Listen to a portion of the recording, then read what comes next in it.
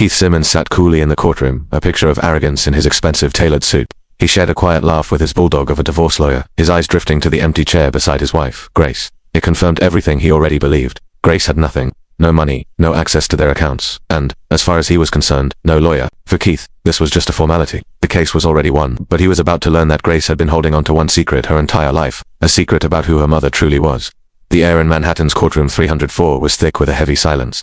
Judge Henderson took his seat, and Keith's lips curled into a smirk. He watched as Grace stood alone, her voice wavering slightly as she asked for just 2 more minutes for her attorney to arrive. Keith couldn't resist. He scoffed loudly, mocking her for stalling, convinced her desperation was the final act of a losing battle. He was certain no one was coming to save her. Just as the judge raised his gavel, ready to dismiss her plea and proceed, the courtroom doors burst open with a force that made everyone turn. A woman in a pristine white suit strode in, her presence so commanding that it hushed the entire room. Her silver hair was perfectly styled, her eyes were sharp, and a calm, unshakable confidence radiated from her. Even the most seasoned lawyers in the room shifted uncomfortably. Following close behind her were a team of elite associates, their arms full of heavy, leather-bound briefcases. Keith's lawyer went pale, his smug expression instantly replaced with one of shock. The woman walked to the front and introduced herself in a voice that was both calm and terrifyingly clear. "My name is Catherine Bennett. I'm a senior partner at Bennett, Sterling, and Crane." A murmur went through the room. It was one of the most powerful law firms in Washington, D.C. then. She looked directly at Keith, her gaze like ice, and delivered the 5 words that shattered his entire world. "I am also her mother." In that moment, everything changed.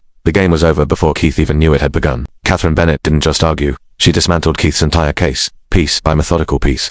With chilling precision, she exposed forged documents he had used to hide assets. She revealed a network of illegal offshore accounts and hidden cryptocurrency wallets he thought were untraceable. She laid bare years of systematic financial abuse, using Keith's own words and actions to trap him. His arrogance, which had been his shield, now became the prosecution's sharpest evidence. His web of lies unraveled into a long list of potential felony admissions. The situation grew so dire that even his own aggressive lawyer, seeing the train wreck unfold, attempted to withdraw from the case. The judge denied the request. There was no escape. The final devastating blow came when Catherine called Keith's mistress to the stand. The courtroom listened in stunned silence as the woman recounted, under oath, how Keith had bragged about his plan. He had boasted about destroying Grace, about how he would leave her homeless and penniless, and how he actually found joy in imagining her suffering. The judge's face was stone. He had heard more than enough. Keith lost everything. All his assets were frozen. His luxury homes were seized. His fraudulent activities were immediately referred for criminal prosecution. His reputation, once a source of immense pride, was utterly shattered. Within a few short months, the man who laughed in the courtroom was sentenced to prison for fraud and embezzlement. Grace walked out of that courthouse a free woman, stronger, more confident, and finally, heard 3 months later, she stood in the middle of a bustling art gallery, surrounded by her own paintings. A sold-out sign hung proudly at the entrance.